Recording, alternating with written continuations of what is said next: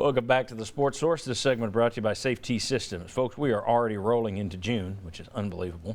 Football will soon be here, then hoops. If you always wanted a home theater room, big screen, surround sound, fully automated, right now is the time to call VFL JJ Surlis and the great team at Safety Systems, because trust me, nobody can create a better home entertainment room for you than Safety Systems. Check them out online. Visit that website. Be careful how you spell it there. Make sure you Safety Systems. And you'll find out that there's a reason people keep going back and forth to these guys. And also, if you are building a home, get your contractor with them right from the get-go. Safety Systems, you'll be happy you did. Call JJ this week. Okay. I'm going to have to make this very quick. I'm going to assume that everyone knows about the Nick Saban, Jimbo Fisher, Deion Sanders, Lane Kiffin, and now Steve Spurrier war of words this week. It would take 10 minutes to give you all the details, but the simple take is this. Alabama's Nick Saban said Texas A&M bought all their players this year and that Deion Sanders and Jackson State paid $1 million to a top player to get him to go to the FCS level. Sanders said that was a lie. Fisher called a press conference and for 10 minutes absolutely eviscerated Nick Saban, called him God, called him a narcissist. At one point, he invited people, multiple points, he invited people to look into his past, look into his history, dig dirt into him. Lane Kiffin, meanwhile, is sitting in Oxford tweeting over and over about it, back and forth, like he's the kid in the schoolyard going, fight, fight, fight.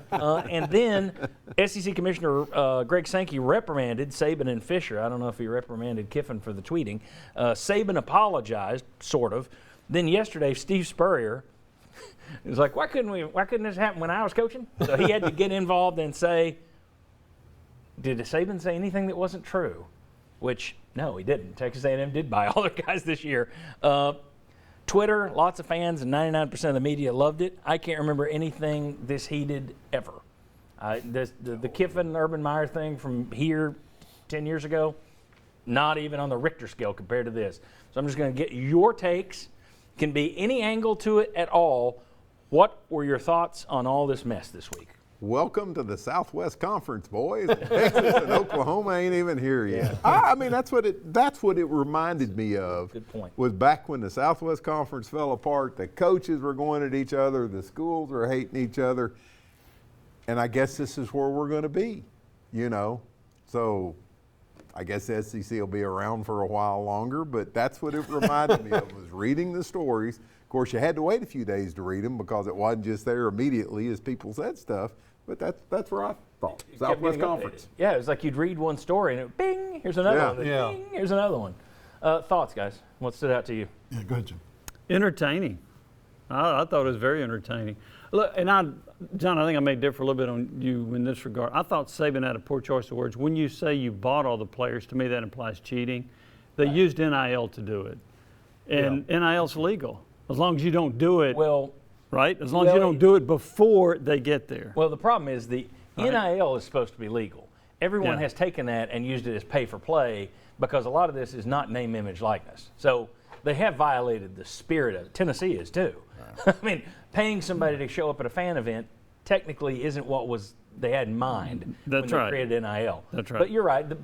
I think he knew what he was saying. Yeah, bought sounded like they were breaking a rule that he wouldn't violate. Which, by the way, Alabama's been accused of doing for many, many years. Yes. Okay. Yes. Buying players. Without NIL, just buying them. Remember Logan Young? Yep. So Albert Means, $150,000. So, Yes. But I thought it was really kind of entertaining. I was shocked that Fisher went at Saban like that. And obviously there's a lot of animosity from Fisher towards Saban. Fisher was a coach under him. Mm-hmm. And you got to know that there must have been some browbeating or something going on that really ticked off Fisher about Saban. And Saban's hard to coach for, right? We know that. Yep. But that to me was the thing that stood out the most, is the way Fisher attacked Saban. And wasn't the comments made in Birmingham in front of boosters? To me, I almost had the impression it was a pep talk to them about we need more NIL money. Look at what a press conference for. It was some sort of athletic event that's coming to Birmingham, isn't it? They were collecting money, I think, for. Yeah. So I know that it was an Alabama booster event. I get what you're saying. Right.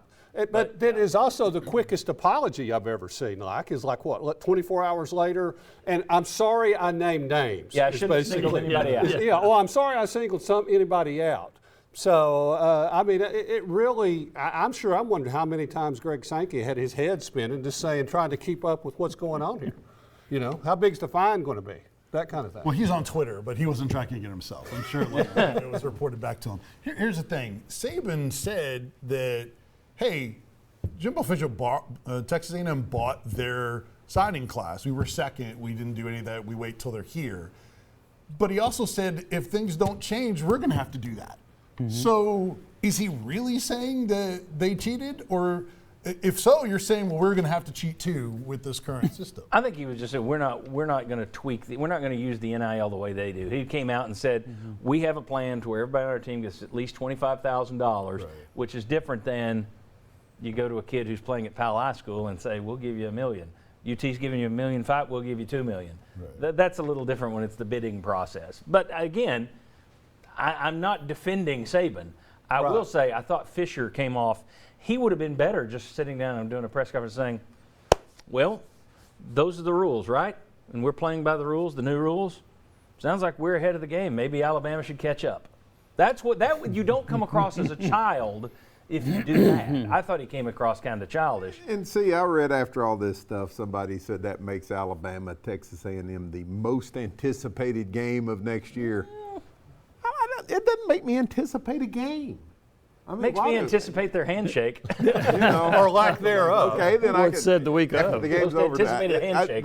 That kind of stuff just does not make me anticipate a game. I just think you thought it was entertaining. See, I just don't find crap like that entertaining. How do you find it? I just I love entertaining. I find it very unentertaining. I mean, You don't do a talk it show. doesn't add, it doesn't add anything to the You do a talk show and then get back to me. Yeah.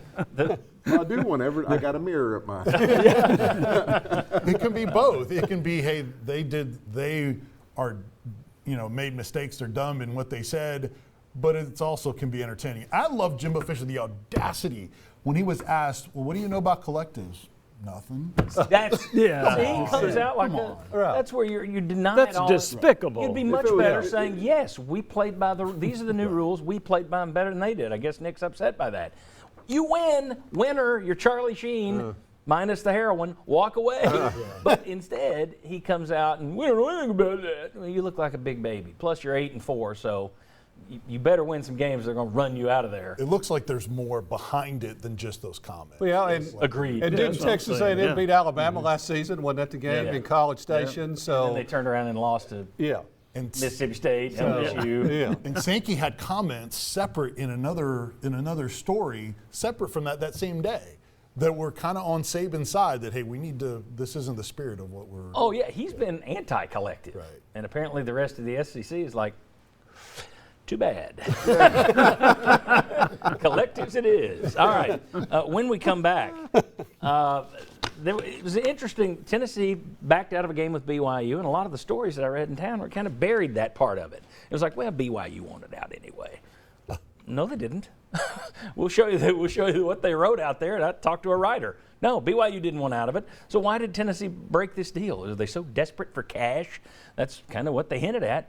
Are they desperate for cash, or are they just wanting to schedule lesser foes so they can Kentucky their way to 9 or 10 wins? We'll discuss. We'll back.